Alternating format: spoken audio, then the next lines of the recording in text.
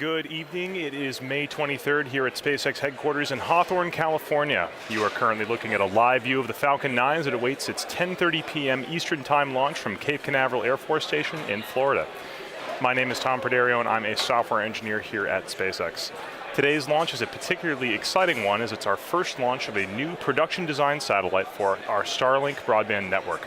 Back in 2015, SpaceX announced that we'd be tackling a new challenge, delivering cost-effective broadband internet to consumers around the globe.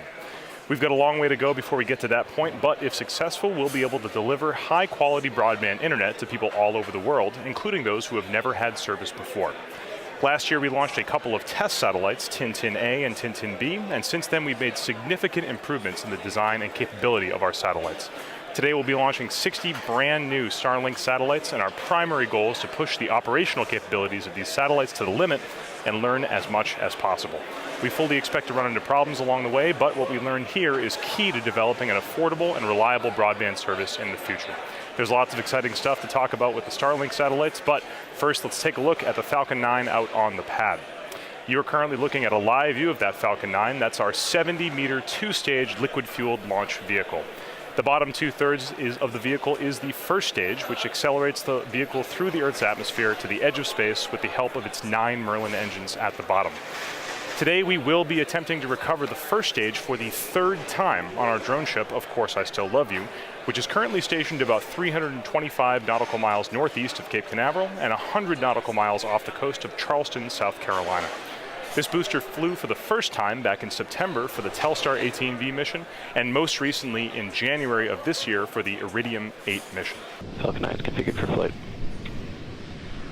10, 9, 8, 7, 6, 5, 4, 3, 2, 1, 0. Ignition, liftoff.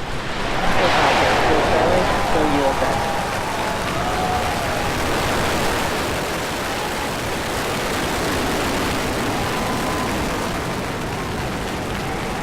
Vehicle is pitching downrange.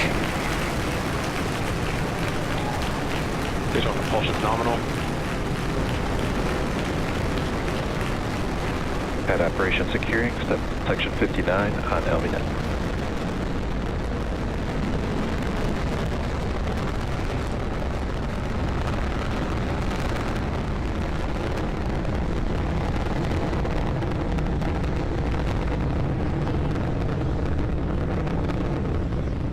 Power and telemetry nominal.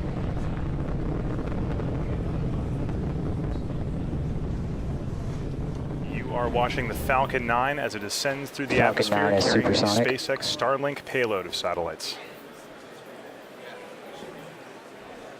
Coming up in just a few seconds here, the vehicle is going to be passing through max Q. That is the point of maximum aerodynamic pressure on the vehicle. Let's listen for that call out. Vehicle is experiencing maximum aerodynamic pressure.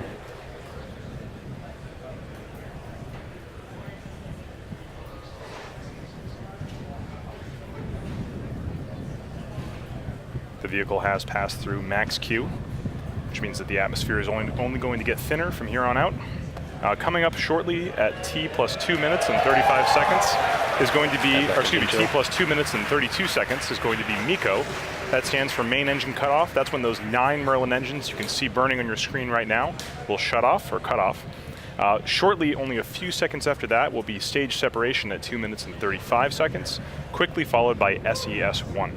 That stands for second engine start 1. That's when that single Merlin vacuum engine will ignite after stage separation. All telemetry looks nominal from that first stage right now, and trajectories look good.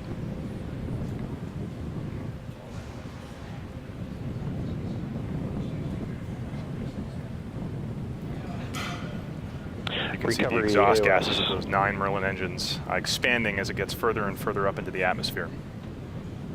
Stand by for MECO in about 5 seconds.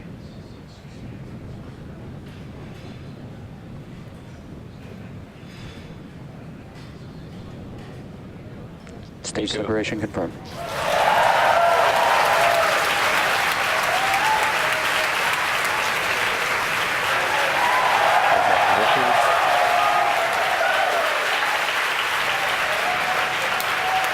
You can see it on your screen, and you can hear it through the cheers of the crowd here at SpaceX headquarters. That we just had a good MECO, we had a good stage separation, and we had a good second engine start.